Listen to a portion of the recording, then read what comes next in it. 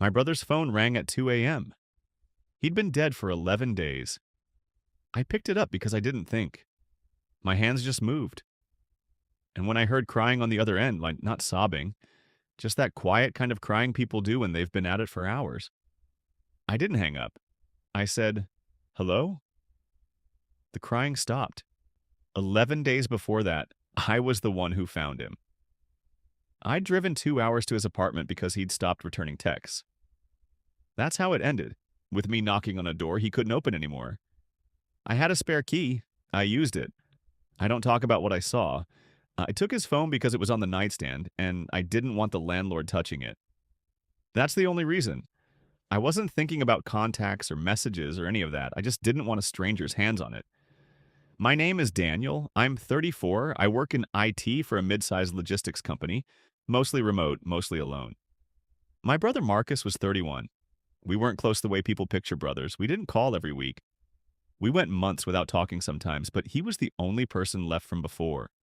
Before our parents, before everything that hollowed out our family, one loss at a time. After the funeral, I went back to my apartment and didn't really leave for a week. I ordered the same Thai place 3 nights in a row. Watched things I don't remember watching. Kept his phone on the coffee table because putting it away felt like another thing I wasn't ready to do. I was paying his bill. Month to month. No reason. I just hadn't canceled it yet. The call came on a Tuesday, 2:04 a.m. The screen lit up. Unknown number. I don't know why I answered. Maybe because I was awake anyway. Maybe because some part of me, the stupid part, thought it might be something important. A bill, a person who hadn't heard. "Hello?" Crying, then silence. Then a woman's voice. Low, careful? "Marcus?" My throat closed. "Marcus, I know you said not to call. I know. I didn't know who else. This isn't Marcus," I said. She went quiet for a long time. "He passed away," I said. 11 days ago.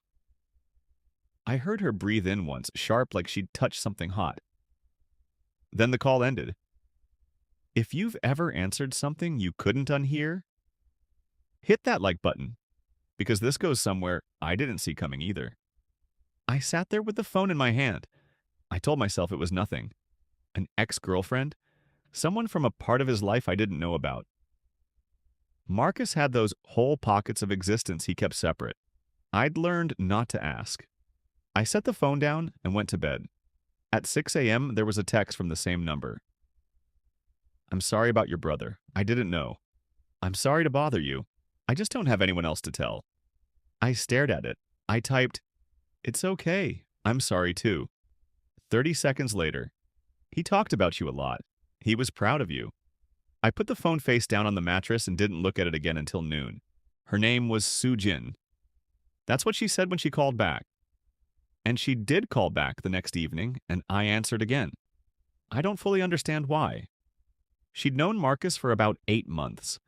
They'd met through a mutual friend. "It wasn't serious," she said, and then paused in a way that meant it was, at least a little. She talked about him like she was returning something borrowed. Carefully, making sure I received each piece. He used to buy tangerines and leave them on her counter without saying anything. He was a bad texter but would show up in person when it mattered. He was reading a book about birds when he died. She knew because he'd mentioned it, embarrassed, said he didn't know why he'd bought it. That one got me. I'd seen the book, on his shelf.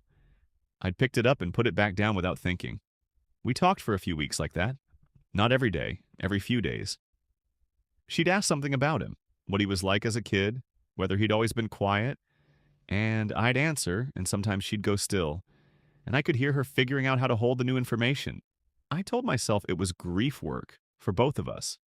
Subscribe right now, because what I found out next reframed everything. Every call, every question she asked. It was a Thursday when she said it. We'd been talking about 20 minutes, nothing heavy. She'd asked whether Marcus ever cooked, and I'd laughed because no, he didn't. He'd once set a pot of water on fire somehow, I don't know how. He genuinely didn't know how either. She laughed too. Then she said, "I'm going to have to figure that out." Cooking. I didn't catch it immediately, then I did. "What do you mean?" Long pause. "Soo Jin." I wasn't going to tell you, she said. I don't want anything from you. I want you to know that. I called because I needed to tell someone, and he was gone, and I didn't know. She stopped. I found out a few days before he died. I hadn't figured out how to tell him yet. The room was very quiet. How far along? I said. 11 weeks. I didn't say anything for a long time. She filled the silence carefully. She had a plan, she said. She had a job. She had a small savings. She had a sister in Portland who said she could stay for a while. She was not asking me for anything. She needed me to understand that. I believed her. That was somehow worse. I thought about Marcus buying tangerines, leaving them on a counter without explaining himself, showing up when it mattered. I thought about the bird book. I thought about the version of him she knew, this other whole person I'd only gotten pieces of, and how that person was going to exist in some form, in some way, and I was the only one left who knew either of them. She wasn't asking me to be anything. That's the part I keep sitting with. She wasn't asking. I still have his phone. I haven't canceled the plan. Some nights I scroll through his contacts, people I don't recognize, names with no context, and I think about all the versions of him I never knew, all the rooms he walked in and out of while I was somewhere else, not thinking about him. I texted Soo Jin last week just to ask how she was doing. She said tired. She said the sister in Portland came through. She sent a photo, just of a window, light coming through it. And I don't know what it meant, but I saved it. I haven't asked anything direct. I don't know if I'm going to.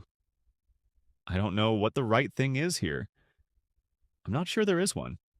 There's just this weight that landed on me because I picked up a phone in the middle of the night. And now I know things I can't unknow. And somewhere out there is something that is half my brother.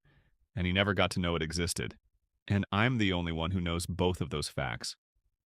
Some nights I take out his phone and I just hold it. The screen's cracked on one corner. I don't know when that happened. Before he died, I think. I never fixed it. I don't know why I'm telling you that. I think I just needed it somewhere outside of me. If this story stayed with you, subscribe and turn on notifications. Tell me in the comments, what would you have done? Would you have kept answering? Would you have walked away?